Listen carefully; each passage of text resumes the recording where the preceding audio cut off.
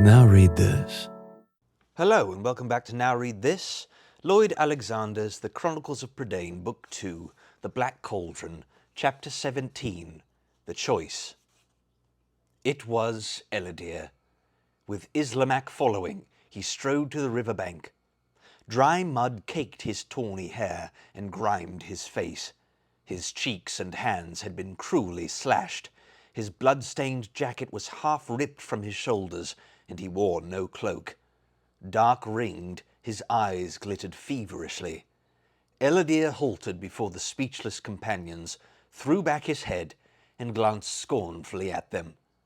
"Well met," he said in a hoarse voice. "Brave company of scarecrows." His lips drew back in a taut, bitter grin. "The pig boy, the scullery maid. I do not see the dreamer." "What do you do here?" Taran cried, facing him angrily. "You dare speak of Prydain? He is slain and lies beneath his burial mound. You have betrayed us, son of Penlarco. Where were you when the huntsmen set upon us? When another sword would have turned the balance? The price was Prydain's life. A better man than you shall ever be." Eladir did not reply, but moved stiffly past Taran and squatted down near the pile of saddlebags. "Give me food," he said sharply. "Roots and rainwater have been my meat and drink." "Evil traitor!" shouted Gurgi, leaping to his feet. "There are no crunchings and munchings for wicked villain. No, no!" "Hold your tongue," said Eladir, "or you shall hold your head." "Give him food, if he asks," Taran ordered. Muttering furiously, Gurgi obeyed and opened the wallet. "And just because we're feeding you," cried Eilonwy, "don't think you're welcome to it." "The scullery maid is not pleased to see me," said Eladir. "She shows temper." "Can't say I really blame her," rejoined Fluda, "and I don't see that you should expect anything else. You've done us a bad turn. Would you have us hold a festival?" "The harp scraper is still with you at least," Eladir said, seizing the food from Gurgi. "But I see he is a bird with a wing down." "Birds again," murmured the bard with a shudder. "Shall I ever be allowed to forget Ordu?" "Why do you seek us?" Taran demanded. "You were content to leave us once. What brings you here now?" "Seek you?" Eladir laughed harshly. "I seek the marshes of Morva." "Well, you're a long way from them," Eilonwy cried. "But if you're in a hurry to get there, as I hope you are, I'll be glad to give you directions. And while you're there, I suggest you find Ordu, Ordwen, and Orgok. They'll be happier to see you than we are." Eladir wolfed down his food and settled himself against the saddlebags. "That is better," he said. "Now there is a bit more life in me." "Enough to take you wherever you happen to be going," snapped Eilonwy. "And wherever you happen to be going," replied Eladir. "I wish you the joy of your journey. You shall find huntsmen enough to satisfy you." "What?" cried Taran. "Are the huntsmen still abroad?" "Yes, pig boy," Eladir answered. "All Anuvin is astir. The huntsmen I have outrun, a noble game of hare and hounds. The Gwithaints have had their sport of me," he added with a contemptuous laugh, "though it cost them 2 of their number. But enough remain to offer you good hunting, if that is your pleasure." "I hope you didn't lead them to us," Eilonwy began. "I led them nowhere," said Eladir, "least of all to you, since I did not know you were here. When the Gwithaints and I parted company, I assure you I gave little heed to the path I chose." "You can still choose your path," said Eilonwy, "so long as it leads you from us, and I hope you follow it as swiftly as you did when you sneaked away." "Sneaked away?" laughed Eladir. "A son of Penlarco does not sneak. You were too slow-footed for me. There were matters of urgency to attend to." "Your own glory," Taran replied sharply. "You thought of nothing else. At least, Eladir, speak the truth." "It is true enough I meant to go to the marshes of Morva," Eladir said with a bitter smile. "And true enough I did not find them, though I should, had the huntsmen not barred my way." "From the scullery maid's words," Eladir went on, "I gather you have been to Morva." Taran nodded. "Yes, we have been there. Now we return to Caer Dallben." Eladir laughed again. "And you too have failed. But since your journey was the longer, I ask you which of us wasted more of his labour and pains." "Failed?" cried Terran. "We did not fail. The cauldron is ours. There it lies," he added, pointing past the riverbank to the black hump of the Crocken. Eladir sprang to his feet and looked across the water. "How then?" he shouted wrathfully. "Have you cheated me once more?" His face darkened with rage. "Do I risk my life again so that a pig boy may rob me of my prize?" His eyes were frenzied, and he made to seize Terran by the throat. Terran struck away his hand. "I have never cheated you, son of Penlarco," he cried. "Your prize? Risk your life? We have lost life and shed blood for the cauldron. Yes, a heavy price has been paid, heavier than you know, Prince of Penlarco." Eladir seemed to strangle on his rage. He stood without moving, his face working and twitching, but he soon forced himself to seem again cold and haughty, though his hands still trembled. "So, pig boy," he said in a low, rasping voice, "you have found the cauldron after all. Yet indeed it would seem to belong more to the river than to you. But who but a pig boy would leave it stranded thus? Did you not have wits enough or strength enough to smash it, that you must bear it with you?" "The Crocken cannot be destroyed unless a man give up his life in it," Terran answered. "We have wits enough to know it must be put safely in Dalban's hands." "Would you be a hero, pig boy?" asked Eladir. "Why do you not climb into it yourself? Surely you are bold enough. Or are you a coward at heart when the test is put upon you?" Terran disregarded Eladir's taunt. "We need your help," he said urgently. "Our strength fails us. Help us bring the Crocken to Caer Dalban, or at least aid us to move it to the riverbank." "Help you?" Eladir threw back his head and laughed wildly. "Help you, so that a pig boy may strut before Gwydion and boast of his deeds, and a Prince of Penlarco can play the churl? No, you shall have no help of me. I warned you to take your own part. Do it now, pig boy." Eilonwy screamed and pointed to the sky. "Gwythaints!"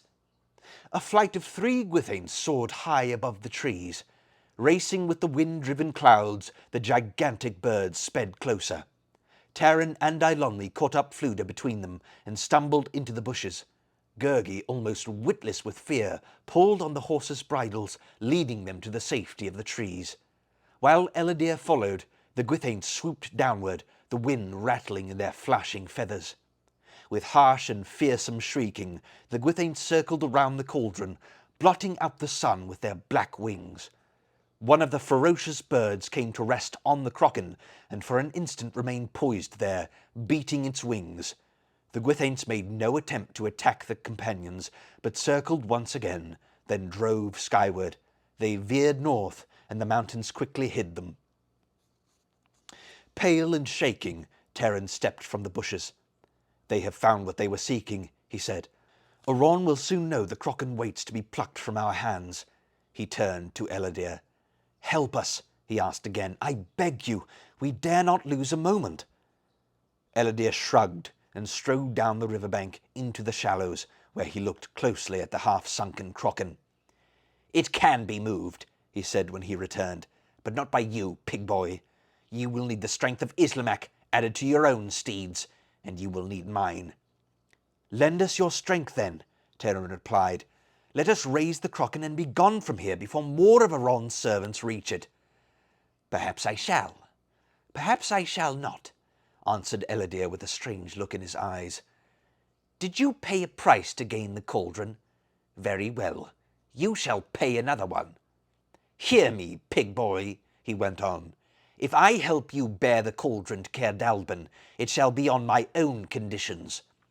"This is no time for conditions," cried Eilonwy. "We don't want to listen to your conditions, Eladir. We'll find our own way to get the Crocken out, or we'll stay here with it, and one of us can go back and bring Gwydion."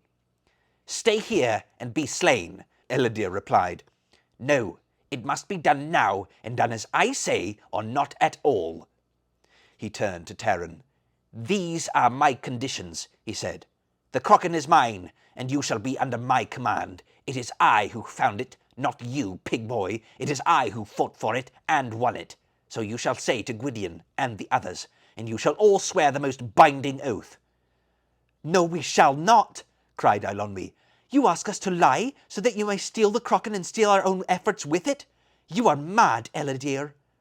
"Not mad, scullery maid," said Ellidyr, his eyes blazing, "but weary to my death. Do you hear me? All my life I have been forced into the second rank. I have been put aside, slighted. Honour! It has been denied me at every turn, but this time I shall not let the prize slip from my fingers."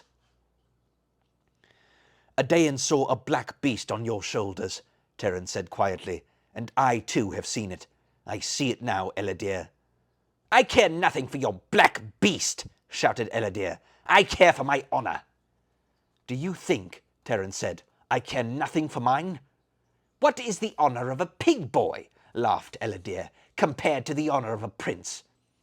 "I have paid for my honour," answered Terran, his voice rising, "more dearly than you would pay for yours. Do you ask me now to cast it away?" "You, pig boy, dared reproach me for seeking glory," said Ellidyr. "Yet you yourself cling to it with your dirty hands. I shall not tarry here. My terms or nothing. Make your choice." Terran stood silent. Eilonwy seized Ellidyr by the jacket. "How dare you ask such a price?" Ellidyr drew away. "Let the pig boy decide. It is up to him whether he will pay it." "If I swear this," Terran said, turning to the companions, "you must swear along with me. Once given, I will not break an oath, and it would be even more to my shame if I broke this one. Before I can decide, I must know whether you too will bind yourselves. On this we must all agree." No one spoke. At length Fflewddur murmured, "I put the decision in your hands, and abide by what you do." Gurgi nodded his head solemnly. "I shall not lie," Eilonwy cried. "Not for this traitor and deserter." "It is not for him," Terran said quietly, "but for the sake of our quest." "It isn't right," Eilonwy began, tears starting in her eyes. "We do not speak of rightness," Terran answered. "We speak of a task to be finished." Eilonwy looked away. "Fflewddur has said the choice is yours," she murmured at last. "I must say the same." For a long moment Terran did not speak. All the anguish he had felt when Adain's brooch had left his hands returned to him, and he recalled Eilonwy's words in his blackest despair, the girl's voice telling him that nothing could take away what he had done. Yet this was the very price Ellidyr demanded. Terran bowed his head. "The cauldron, Ellidyr, is yours," he said slowly. "We are at your command, and all things shall be as you say. Thus we swear."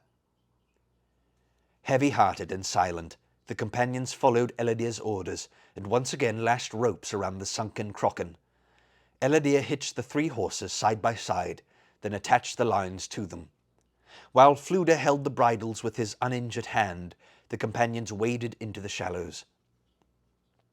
Ellidyr, standing up to his knees in the rushing water, commanded Terran, Eilonwy and Gurgi to post themselves on either side of the Crochan and keep it from slipping back against the boulders. He signalled an order to the waiting bard, then bent to his own task. As he had done with Mellinlas long before, Ellidyr thrust his shoulders as far below the cauldron as the rocks allowed. His body tensed, the veins rose to bursting on his streaming forehead. Still the cauldron did not yield. Beside him, Terran and Eilonwy heaved vainly at the sling. Gasping for breath, Ellidyr turned once more to the Crochan. The sling creaked against the boulders, the rope strained.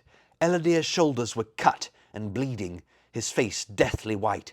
He choked out another command to the companions. His muscles trembled in a final effort.